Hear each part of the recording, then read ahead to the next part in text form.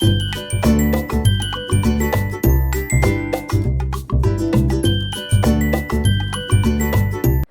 राधे दोस्तों, आप लोगों का स्वागत है मेरे चैनल पे।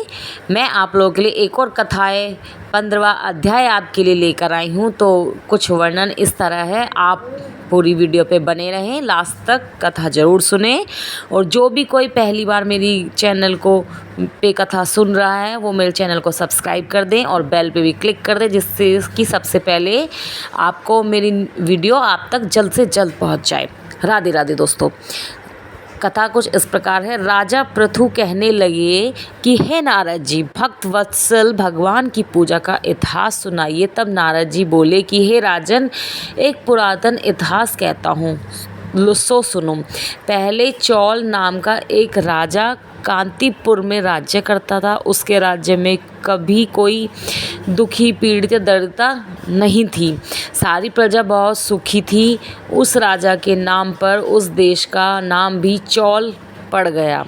एक समय वह राजा बड़े बड़े माणिक मुक्ताओं से भगवान की पूजा करके मंदिर पर बैठ गया। उसी समय उस नगर में विष्णु शर्मा नाम वाले ब्राह्मण ने बहुत से तुलसी दल जल से भगवान की पूजा की।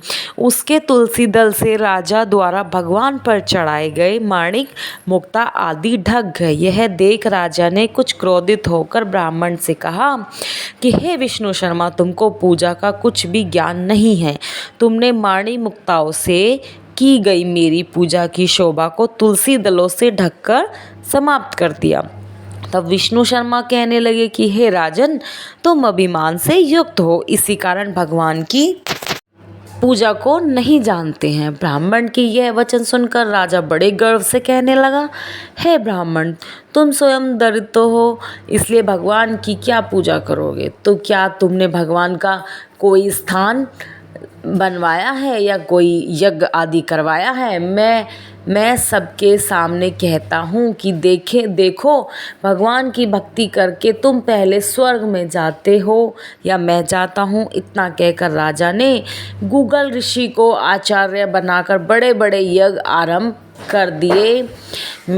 विष्णु शर्मा जी भी सदा की भांति भगवान का पूजन करते रहे। उसने 5 नियम लिए, माघ तथा कार्तिक के व्रत, तुलसी वन रोपण, एकादशी का व्रत तथा ओम नमो भगवते वासुदेवाय इस मंत्र का जाप। साथ ही दिन रात भगवान का कीर्तन करने लगे। चलते चलते फिर उठते बैठते सदैव भगवान का स्मरण करते रहे। एक समय भोजन करते एक दिन विष्णु शर्मा ने रसोई बनाई तो कोई पाक उठाकर ले गया। उसने फिर रसोई नहीं बनाई कि सायकाल का व्रत भंग ना हो जाए और भूखा ही सो रहा है। दूसरे दिन फिर रसोई बनाई तो जब भगवान का भोग लगाने लगा तो फिर कोई पाक उठा कर ले गया। इसी प्रकार 7 दिन तक ऐसा ही होता रहा। यद्यपि विष्णु शर्मा भूख के मारे व्याकुल हो गया, परंतु सत्संग के समय के भंग हो जाने के भय से दूसरी बार रसोई नहीं बनाई। वह यही सोचता रहा कि ना जाने कौन पाक उठा कर ले जाता है। भक्तों के इस आश्चर्य को छोड़कर जाना भी उसने ठीक नहीं समझा। फिर सोचा कि अच्छा, आज मैं पूरी तरह ध्यान रखूंगा और देखूंगा कि कौन पाक उठाकर ले जाता है। ऐसा विचार कर वह एक स्थान में छिप कर बैठ गया।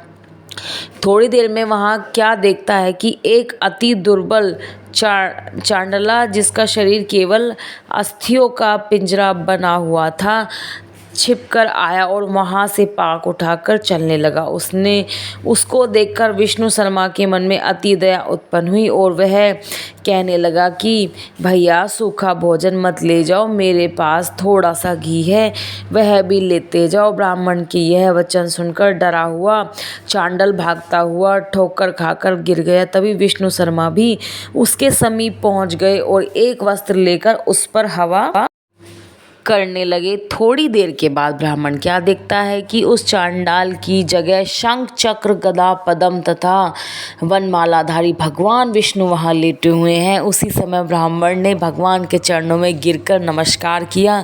तभी इंद्रादि देवता भी वहाँ पर आ गए। ऋषि लोग वेद मंत्रों ने उनका पूजन करने लगे। तब भगवान ने स्नेहपूर्वक उस ब्राह्मण का आलिंगन किया और उसको सारूप्य मुक्त प्रदान की। उसके बाद अपने साथ विमान में बिठाकर वैकुंठ को ले गए। यह चरित्र देखकर चोल राजा अत्यंत दुखी हुआ और उसने आचार्य गुगल ऋषि को बुलाकर कहा कि यह सब क्या हो रहा है, जिसके दोष के कारण हमने यह सब यज्ञ किए वह तो वैकुंठ को जा रहा है। क्या हमारे सब यज्ञ निष्फल गए हैं? इससे ही यही सिद्ध होता है कि भगवान यज्ञादि से नहीं केवल भक्ति से ही प्रसन्न होते हैं। राजा आजीवन ब्रह्मचारी रहा था, इस कारण उसके कोई संतान नहीं थी।